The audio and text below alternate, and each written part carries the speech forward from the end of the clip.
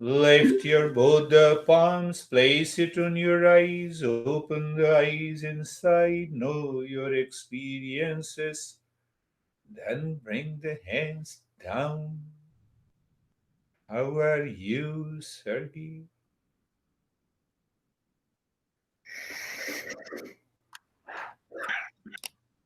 Very good session. Pretty quiet. Completely aware Good. all the time. Uh, Better controlling my thoughts and my mind.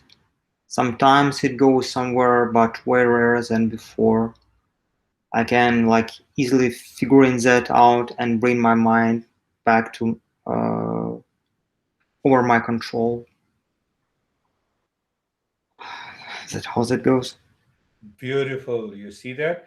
That is how I was explaining Sato Guna in the mind leads to a meditative state, not the other two gunas. I'll take that in a little deeper in the next session. And look at Terry. Terry didn't move.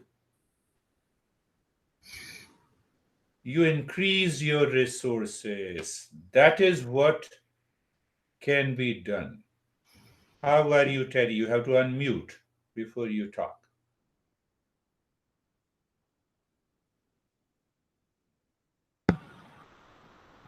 Okay. I'm in a state where I'm having difficulty moving, but during the practice, I was in a lot of different states at the same time. I was Yes. aware of this. I reached to the place a little bit, and then it would go, and then I would fall back from it and reach. I reach, but then I would be aware of my difficulty with breathing, and I'd be aware of that, and then I would say to myself, the body is doing this, the body is doing that, and then I would say to myself, well, that's irrelevant, and then it would vanish, and then I would be in the space, and then I would hear a sound, and then my mind would think about that. So I kept going between all these different Yeah, yeah. levels. Uh, That is what it is. The Patanjali, the master explains we have five subjective states. So the mind starts wandering into these five states. And then we have five objective states that will come in later uh, from the teaching of this master. So once we have a clarity that these 10 states, we remember, we know them, and we know where we want to be, uh-huh. then the mind changes. How are you, David and Jerry?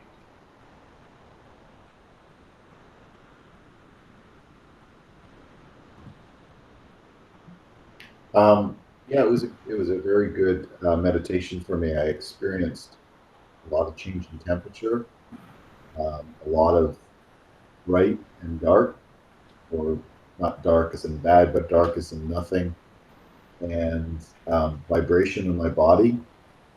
Good. And I felt being in my body and out of my body, um, all four things. So it was very interesting. By the end of it, I was Clear very, and deeper. That's really good. As we move into this sutras, we will understand why these experiences takes place gradually, step by step. It's not now reading like a fiction the entire book. How are you, Jerry? I'm doing well, sir. It was a different meditation for me in that I heard your voice the whole time, but I wasn't always following along exactly. So I would just notice that maybe I lost my own for a bit, I don't know if because I heard you the whole time, yet I I felt like I lost focus a bit, but I don't know. Just I'm not sure. Yeah, either it is because of the five states, the mind who started wandering and moving into the other states, or it happens that when we are deeply absorbed into a meditative state, you feel as if the teacher is too far, huh? They're talking from too far so that you don't listen, but you are still there. Yeah, because I wasn't distracted by anything else. Yes, sir. Oh, then Um, it's good. Then it is good. Very good. How are you, Stephen? Really good. I feel very mellow. Um, I feel I'm here. The meditation was quiet. Um, I- Outside of a few times, I felt like I was falling over, and the experience that came with that, the very first one was as I felt I was falling over was the only thought that came to me. And I saw this burst of yellow light the very first time that happened. And then it happened a couple more times in there. And I basically just said to myself, I recognized it was happening. Just let it go. Don't worry about whatever color you see and whatnot.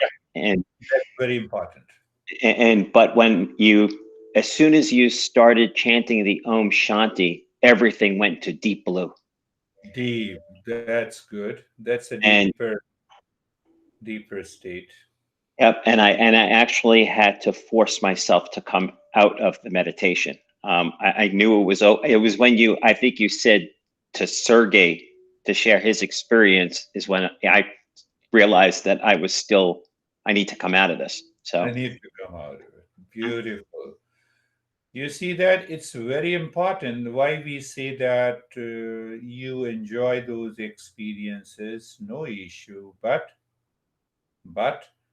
we are in search of an experiencer.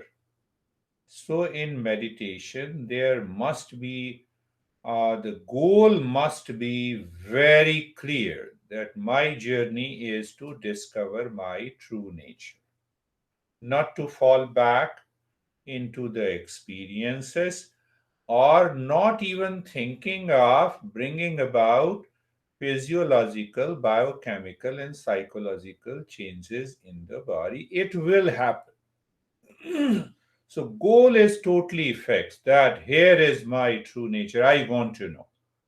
Once I know that, I discover that, I live into that, the entire life changes. So, that is all. Any question?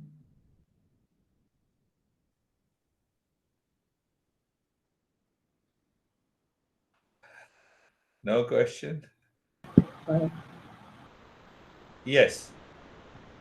Did you at one point say that the world is at the exists at the base of the spine? I think that's what I heard. Ah, I don't yes. know if it Dad, there is. is one tradition where we say that the Ganesha means the god of auspiciousness, Mhm. sits at the tailbone. And the mantra or the word at the subconscious level, which we are not aware, also sits at the tailbone. So, Word or world? yeah, that's a symbolic. So, Word by with no L, or world with an L. the L. word, not the word, the word means the alphabets, the phrase, the mantra, Okay. speech, all sits at the. So, when we practice meditation, the goal in that tradition is to lift both of them, bring it inside the forehead, and keep it there. So, when you keep it there, it touches the highest consciousness. So, that is another way to explain the process of awakening. Oh. That is